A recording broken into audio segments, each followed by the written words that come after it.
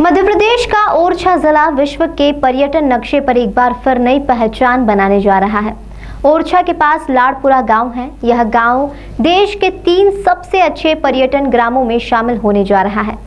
विश्व पर्यटन संगठन के बेस्ट टूरिज्म विलेज अवार्ड के लिए इस गांव का नामांकन हुआ है। इसे लेकर गांव के लोगों के बीच जबरदस्त खुशी का माहौल बना हुआ है। यहाँ की आबोहवा, प्राकृतिक सौंदर्य, रहन सहन और खान पान पर्यटकों को यूं ही अपनी ओर खींच लाता है। लाड़पुरा गांव की जनसंख्या 1110 है। इसमें से 80% लोग पढ़े लिखे हैं। लोग इसीलिए यहाँ खींचे चले आते हैं क्योंकि यहाँ प्राकृतिक सौंदर्य की भरमार है। जंगल, तालाब और पहाड़ तो है ही, साथ ही लोक कला और लोक संस्कृति भी निराली है। यहाँ पर्यटकों को चौसर, गुल्ली डंडा और कबड्डी जैसे कई खेल खिलाए जाते हैं। शाम को पर्यटक बुंदेली लोक संगीत, राई गोटे और फाग जैसे कार्यक्रमों का आनंद उठाते हैं। लाड़पुरा की इस उपलब्धि पर मुख्यमंत्री शिवराज सिंह चौहान ने पर्यटन विभाग को बधाई दी है। उनका कहना है कि यह प्रदेश के लिए गौरव की बात है। हमारा प्रदेश नैसर्गिक प्राकृतिक सौंदर्य के साथ अद्भुत स्थापित कला का धनी है। इस गांव का प्राकृतिक सौंदर्य और खान पान पर्यटकों के लिए पसंदीदा जगह बनता जा रहा है। गौरतलब है कि पूरे देश में इस अवार्ड के लिए मात्र 3 गांवों का चयन किया गया है। इसमें मेघालय का कांती कांगतोंग गांव, तेलंगाना का पंचमपेली गांव और प्रदेश का लाड़पुरा गांव शामिल हैं। इसे मध्य प्रदेश के लिए बड़ी उपलब्धि बताया जा रहा है। ओरछा से करीब 8 किलोमीटर दूर बने इस गांव की खासियत है कि यहाँ महिलाएं आर्थिक विकास में योगदान देती हैं। यहाँ महिलाएं ई-रिक्शा चलाती हैं और परिवार और गांव के विकास में मदद करती हैं।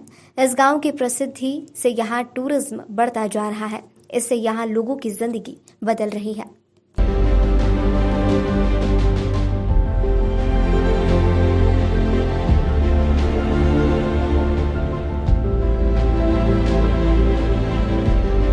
बहुत खुशी की बात है मेरे ग्राम पंचायत के सभी जो साथियों को और उसके जो होम स्टे बने हैं उसके लिए बहुत खुशी की बात है।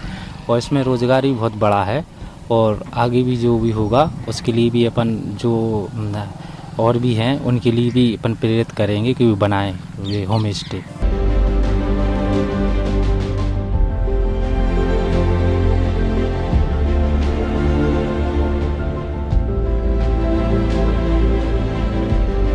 मन काफ़ी समय से था कि बनाना है क्योंकि ओरछा से 4-5 किलोमीटर दूरी पर ही है।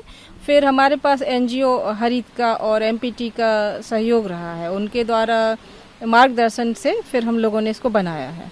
क्या कुछ खासियत है इसकी? खासियत सर ये है कि कुल बुंदेलखंडी जीवन शैली को चित्रित करते हैं गांव, और हम लोगों की पूरी कोशिश है कि जो भी शहर के पर्यटक आते हैं तो वो गांव के जिंदगी जीते हैं और वो खुश होकर जाते हैं।